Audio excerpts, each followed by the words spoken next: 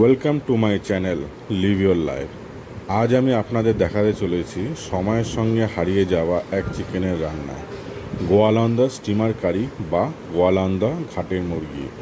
এই চিকেন রান্নাটা খুব সহজেই তৈরি করা যায়। এটা গোয়ালন্দা ঘাটে মাঝিরা তৈরি করত বলে এই রান্নার নাম হয়েছে। গোয়ালন্দা ঘাট পদ্মা নদীর পাশে বাংলাদেশ রাজবাড়ী ডিস্ট্রিক্টে অবস্থিত। ব্রিটিশ রুলের সময় কলকাতা আর ইস্ট বেঙ্গলের রেল কানেকশন ছিল, আর রেলপথ শেষ হতো এই গোয়ালন্দা ঘাটে।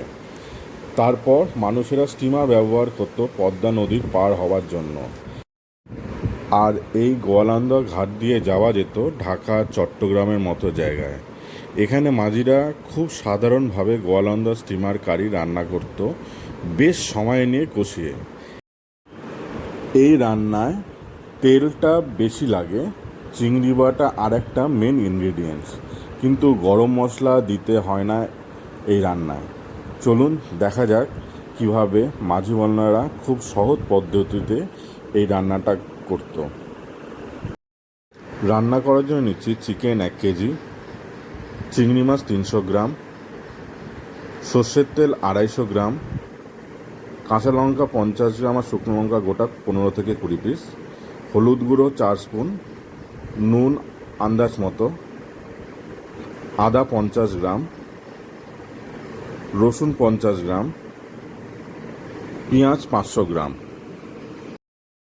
এবার আদাগুলোকে ছোট ছোট টুকরো করে কেটে নেব।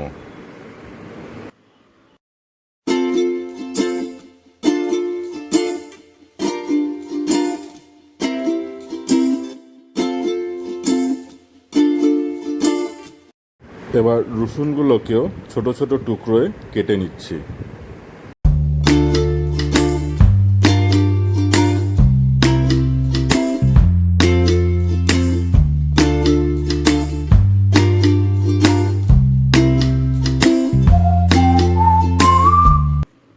এবার কাঁচা লঙ্কাগুলো ছোট ছোট টুকরোয় কেটে নিচ্ছি, আর পেঁয়াজগুলো কুচো কুচো করে কেটে নেব।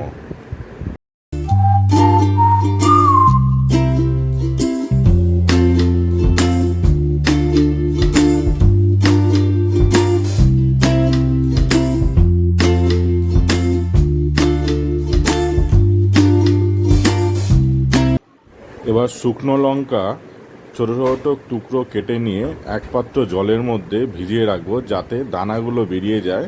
আর শুধু লাল লঙ্কাটা আমি আলাদা করে এর মধ্যে মিশিয়ে দেবো রান্নায়।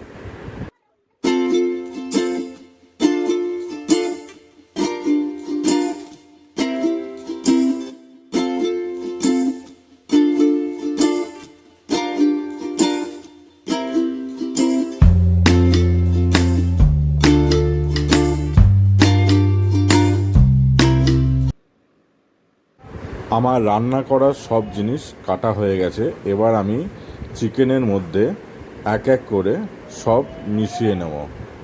মিশিয়ে নিয়ে এটাকে মিনিমাম 1 ঘন্টা আমি ম্যারিনেট করার জন্য রাখবো।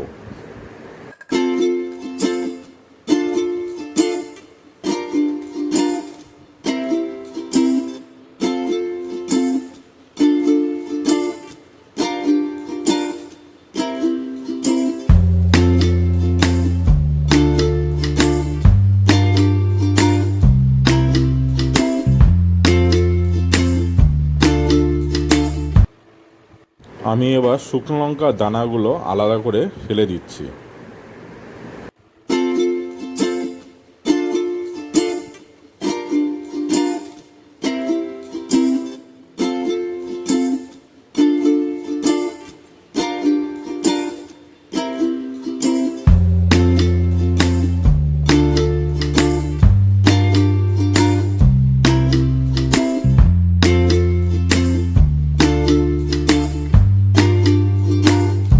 যদি একটু ঝাল বেশি খেতে চান তাহলে শুকনো লঙ্কার পেস্ট দিতে পারেন, আমি দিচ্ছি একটু।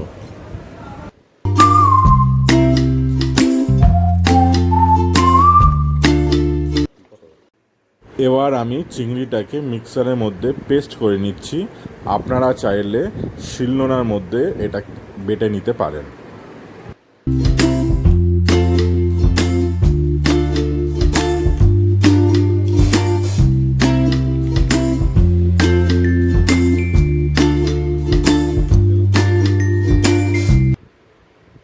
আমি চিংড়ি মাছের পেস্টটা চিকেনের মধ্যে দিয়ে দেবো, আর মিনিমাম 1 ঘন্টা আমি এটাকে রেখে দেবো ম্যারিনেট করার জন্য।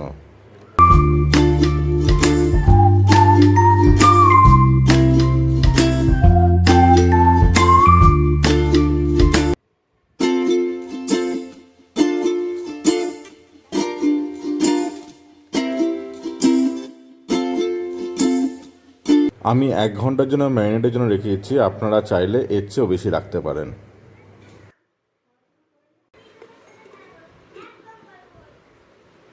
এবার আমি একদম অল্প আঁচে মাংসটাকে কষানোর জন্য দিয়ে দেবো। এটি খুব আস্তে আস্তে কষিয়ে রান্না করতে হবে। আপনাদের যদি উনান থাকে, উনানে এই রান্নাটা করতে আরও ভালো টেস্ট আসবে, কিন্তু উনান তো সহজে পাওয়া যাবে না কোথাও, তাই আমরা গ্যাসেই রান্না করছি।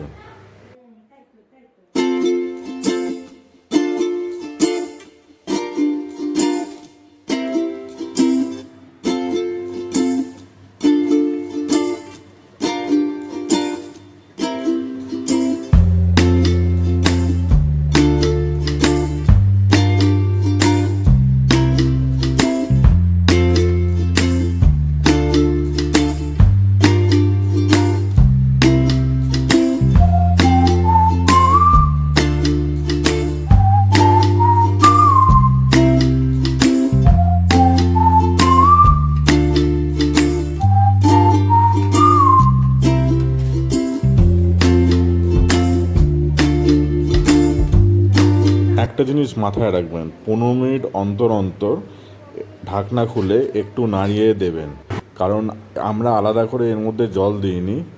এখান থেকে চিকেন থেকে যে জলটা ছেড়েছে সেই জল আর তেলেই রান্নাটা হচ্ছে। মাঝে মধ্যে যদি না নাড়িয়ে দিই তাহলে নিচের দিকে লেগে যাওয়ার সম্ভাবনাটা থাকবে।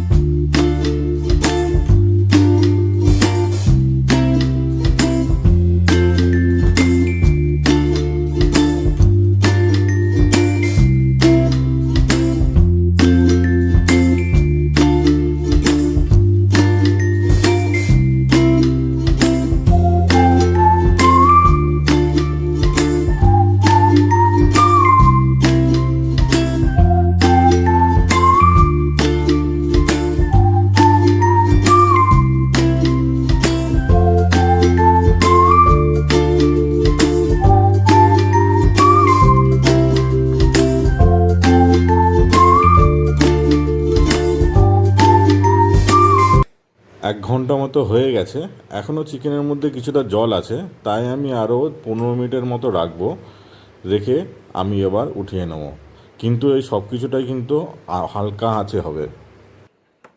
জল ছাড়া চিকেন কষালে যে গন্ধটা বেরোয় সেই গন্ধ আর তার সঙ্গে মিশে আছে চিংড়ির গন্ধ, এই দুটি গন্ধ মিলে যে এক অনবদ্য গন্ধ ছড়িয়েছে সেটা আপনাদের আমি বলে বোঝাতে পারবো না। এখানে আমার গোয়ালন্দ চিকেন স্টিমার কারি তৈরি হয়ে গেছে।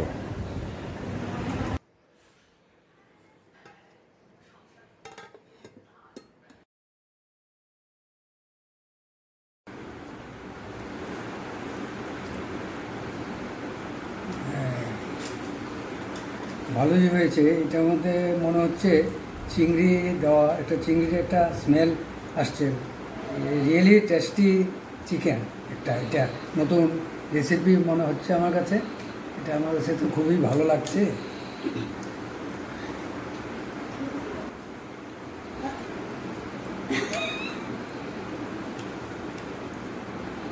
নাইস।